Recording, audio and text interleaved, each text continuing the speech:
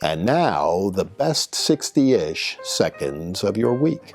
And it just wouldn't be right if I didn't bring at least a moment of the best 60 seconds of your week, live from the floor of the Republican National Convention. You know, it's been an incredible week, beginning with the assassination attempt of President Trump and the tremendous valor and strength and courage that we saw in him, and the complete debacle we see on the other side as Joe Biden's candidacy hangs in the balance as we record this. You know, I've said all along I didn't think he was going to be the Democrats' nominee. I may prove to be a prophet. But this convention has been the best I've ever attended, and I've been to a lot. The Republican Party is unified as never before. The enthusiasm level here is incredible, and Donald Trump hasn't yet taken the stage for his acceptance speech, and the troops are ready to go out and fight to win this election and take back our country.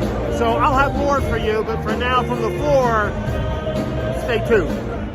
And it truly is all over but the shouting. The shouting is over. The balloons have dropped. The delegates have gone home. And what a week it was. It began with the announcement of a federal judge that the case against Donald Trump was going to be dismissed. Then the crescendo began to build with the announcement of J.D. Vance as President Trump's running mate. And throughout the week, you saw these emotion-packed, really riveting speeches from a variety of different folks. Tonight culminated by Donald Trump's acceptance speech, which really was unusual in so many ways. For the first 20 minutes, it reminded me very much of Ronald Reagan.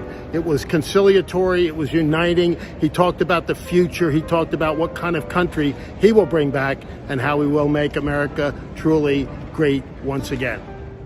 And there's got to be a morning after, and this is it. High atop my hotel in Waukesha, Milwaukee, a little bit from downtown Milwaukee where the convention was just held, getting ready to check out, saying goodbye to the delegates who are leaving here more energized, more enthusiastic, more together than at any other Republican National Convention. And now begins the fall campaign, and yet we don't really know what the Democrats are going to put forward because the pressure continues to mount on Joe Biden within his own party. And you know, I've said all along that I didn't think Joe Biden would be the nominee of their party. And it appears increasingly that that's the case. The Goldwater moment has now occurred. I referenced that to Barry Goldwater going to Richard Nixon back in 1974 and simply saying, there's no more running room, you've got to resign. The leaders of the Democrat Party are now saying that to Joe Biden. Whether or not he holds on remains to be seen, and bluntly, it all depends on what he wants to do. If he wants to stay, he's got the delegates to get the nomination. To talk about the 25th Amendment, unless there's something really cataclysmic that occurs, really is just talk. It's not going to happen. So if Joe wants to stay on that ticket, he will. Bluntly, I kind of hope he does. And you know, each week we say this is unscripted, unedited. Well, you know that this week it's a little bit edited because I wanted to give you some flavor from the convention floor and from outside the convention hall. And today, back in my hotel room, getting ready to depart Milwaukee. But a lot of my fellow delegates are having a hard time getting out of Milwaukee. Why? Because we've had this gigantic IT failure. Elon Musk says it's the biggest in world history. And the responsibility for all of this falls under the Department of Homeland Security. And so it's interesting that the Department of Homeland Security is also coming under tremendous heat because of what occurred last Saturday in Butler. The head of the Secret Service is going to testify in Congress on Monday. That should be very interesting viewing. But the facts still haven't come out. And as they do, there is increasing concern over what didn't happen there and the tremendous failures on the part of the Secret Service. You may have seen my friend John Barraza, senator from Wyoming, chasing the head of the Secret Service down at the convention, demanding answers and really responding in very emotional terms when the answers weren't given. Alejandro Mayorkas was impeached. He should have been removed from office. The Democrats swept that under the carpet. They will not be able to sweep this one under.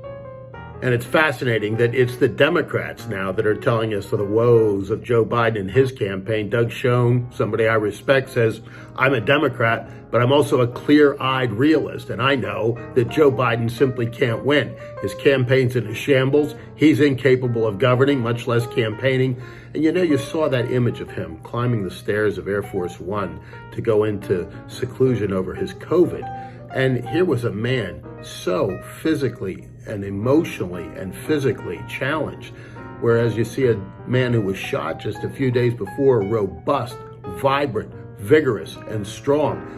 The contrast couldn't be any more different, and contrast is what campaigns are all about. And maybe that's why even people like Van Jones, who is pretty far on the left and a devoted Democrat, are saying Joe simply can't win. And I believe that's the case. You look at the polls that the Democrats have done themselves in the so-called swing states or battleground states. They polled 14 of them. They went pretty far down the list in terms of battleground states. Donald Trump is leading in every single one. We can't be complacent, folks, but right now things look very, very good for the Trump campaign, for Donald Trump, and for America. And finally, while we ask you, as we always do, to like, share, comment, I'd love to hear your comments, and we'll even talk about a couple of them from week to week. But as is our practice, and in keeping with that, we mourn the loss of three great Americans this week. Bob Newhart, who came into our homes each week and provided us some comedy, some levity, and some human touch to comedic genius, passed away this week. So did Lou Dobbs, the pioneer of economic journalism, and a great man who once thought about running for president himself and was one of the great promoters of Donald Trump's early candidacy and campaign. And finally, Pat Williams, probably not as well known as Lou Dobbs or Bob Newhart, but a great, great man who was at one point the general manager of the Philadelphia 76ers, went on to form his own NBA team down in Florida. Pat had something like 17 children. He adopted half of them, and as an adopted child, I feel particularly strongly about that. And yet he never missed a family dinner. He was home every single night. His devotion to his family, to his God, and to his career was inseparable. He showed us how to live. May they all rest in peace. We'll miss each of them. And for now, that is the best 60-ish seconds of your week. I am running to be president for all of America, not half of America, because there is no victory in winning for half of America.